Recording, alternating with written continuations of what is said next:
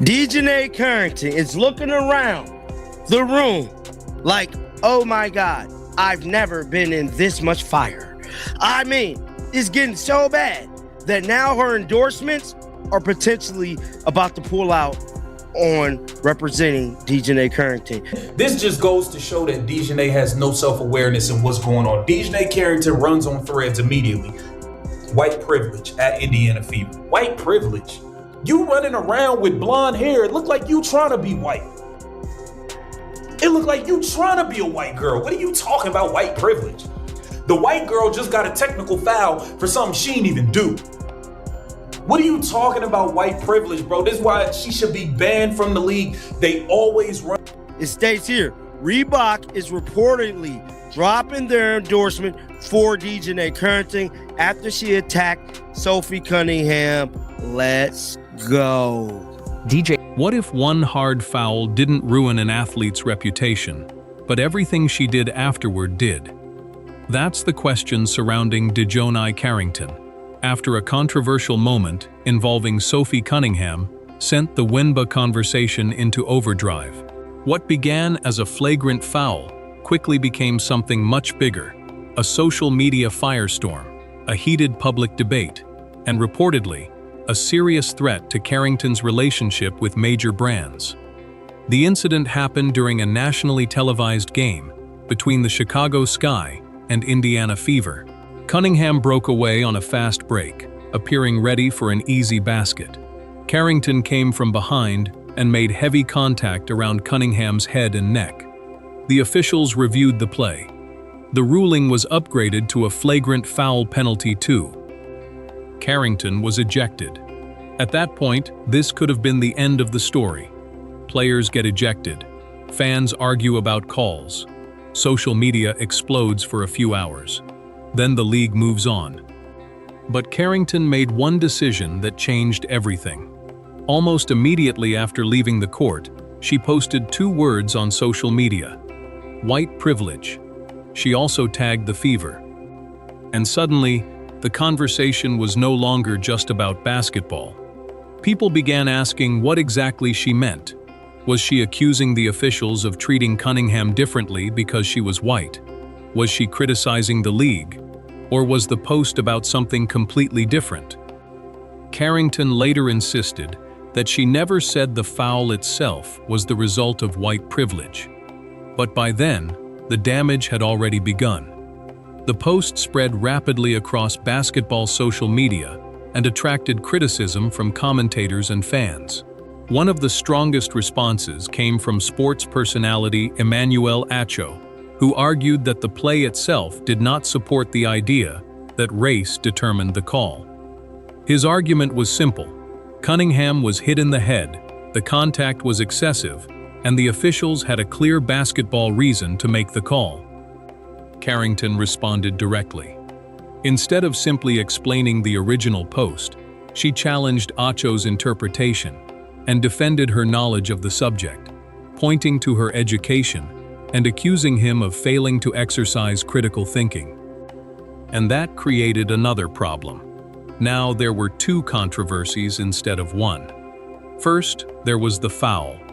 Then there was the argument over what Carrington's post meant. But Carrington still had another chance to calm everything down. She didn't.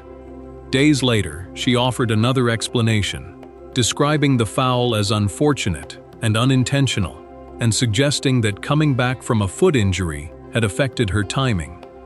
As for the white privilege post, she remained vague. That left people with a simple question. If the tweet wasn't about the foul, then what exactly was it about? The confusion became even more noticeable when Sophie Cunningham was asked about the controversy. Her response was far more restrained. Cunningham said the league was addressing the situation and rejected the idea that race needed to be brought into the incident. She also pointed out that she had experienced a similar situation previously and accepted her own ejection. And that contrast became one of the biggest talking points. One player was trying to explain a controversial post. The other was telling everyone to move forward. That difference matters enormously when an athlete has endorsement deals. Because brands aren't just buying talent, they're buying an image. Carrington had established herself as a legitimate basketball talent and had built commercial momentum, including a reported multi-year relationship with Reebok. But once the controversy exploded, fans began flooding the company's social media pages, demanding that the brand cut ties. And then came the biggest claim of all. Multiple reports circulating online said Reebok was moving toward terminating its relationship with Carrington. If accurate, that would represent a major financial and professional consequence from a controversy that started with one basketball play. But there's an important distinction here. The source material presents the Reebok termination as a reported development, not as an independently verified fact. What is clear is that public pressure turned the controversy into a brand risk conversation. And that is where this story becomes bigger than one foul. Athletes are constantly under pressure. They make mistakes. They get emotional. They say things they regret. But social media changes the rules. A player can make one impulsive decision in seconds, and millions of people can analyze it for days. That is what happened here. The original foul might eventually have faded into the background. Instead, every post, every response, and every explanation kept the story alive. And that may be the biggest lesson from Carrington's situation. Talent can get you noticed. Performance can get you a contract. But composure can determine how long those opportunities last. DiJonai Carrington remains a talented basketball player. One controversial week does not erase everything she has accomplished on the court. But this situation shows just how quickly a single moment can become a reputation crisis, when emotions, social media, race, and business collide. The foul lasted seconds. The consequences could last much longer. And now the question is no longer simply what happened between Carrington and Cunningham. It's what happens next. Will Carrington be able to move past the controversy and rebuild trust?